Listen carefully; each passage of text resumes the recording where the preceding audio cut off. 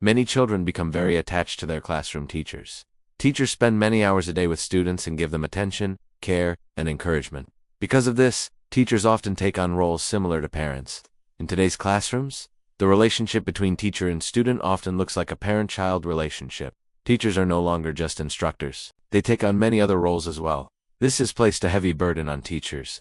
Many teachers say that children entering school today have more learning difficulties and emotional problems than in the past. Teachers now have to focus more on supervision and childcare, which reduces the time they have for teaching. They are also dealing with more troubled and challenging behavior than ever before. School counselors, psychologists, and administrators agree with this concern. They see more children with learning disabilities and emotional trauma. Many children come from homes where they have experienced physical, emotional, or sexual abuse. Others have been neglected or raised by parents struggling with drug addiction. Some children live in foster care or unstable housing. Many grow up in unsafe neighborhoods where they see violence, poverty, and hopelessness every day. These experiences affect their emotional health and make learning much harder. This helps explain why some children struggle with even simple school routines. Many children also have trouble adjusting when they first start school. They may not know how to express their thoughts or feelings, share with others, or work cooperatively. Some have had little contact with people from different backgrounds and cultures. Because of this, they struggle to understand school rules and expectations and have difficulty fitting in with teachers and classmates. These children often need to learn, or relearn, basic social skills when they enter school. Teachers notice behaviors that are inappropriate or unacceptable, and students must be reminded again and again of what is right and wrong. Simple things like listening, taking turns, and following rules may be new to them. Over time, schools have taken on a much larger role in meeting children's emotional needs. Many children come to school seeking attention, care, discipline, and approval. Teachers often become substitute parents for students who lack support at home. When children do not receive the emotional support they need, problems often appear in different ways. These may include anger, tantrums, withdrawal, defiance, lack of respect, stealing, drug use, gang involvement, or aggression. These behaviors are signs that something is wrong. However, not all struggling children act out. Some are quiet, shy, and withdrawn, but they also need emotional support. Their problems may show up later in life in less obvious ways.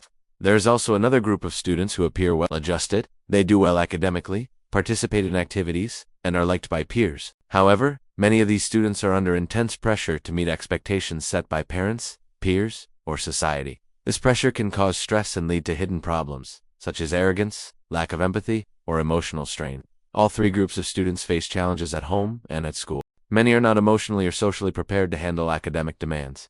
Schoolwork often feels disconnected from their real lives. When a child is upset due to problems at home, such as arguments, divorce, or instability, it becomes very hard for them to focus and learn at school.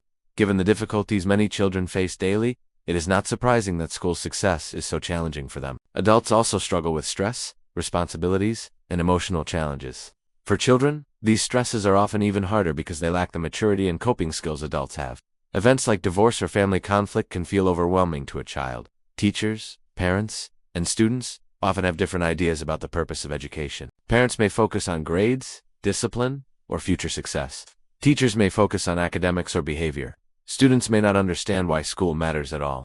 Because there is no shared goal, everyone works toward different expectations, which leads to frustration and confusion. This lack of agreement also exists among educators, politicians, and community leaders. Some believe education should prepare students for jobs, others for citizenship, and others for personal growth. There is no clear agreement on what should be taught or why. Even within communities and schools, approaches to education vary widely. Schools differ in curriculum, discipline, teaching methods, and priorities. Administrators, teachers, and counselors often disagree on how to best support students.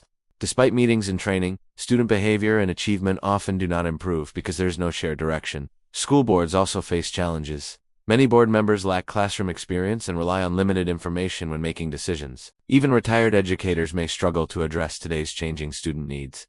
Often, school boards focus more on funding and programs than on students' everyday emotional and academic needs. Community involvement is also limited. While parents and community members could help through tutoring, mentoring, or volunteering, their roles are often unclear. Groups like the PTA are usually involved only in fundraising or events, not educational decision-making. Poor communication between schools and communities prevents meaningful collaboration.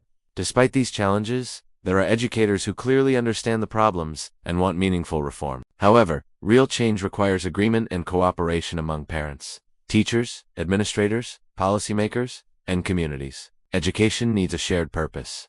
Everyone involved must agree on clear goals and standards. When parents, teachers, and schools work toward the same understanding of what education is meant to achieve, students will be better supported and more likely to succeed.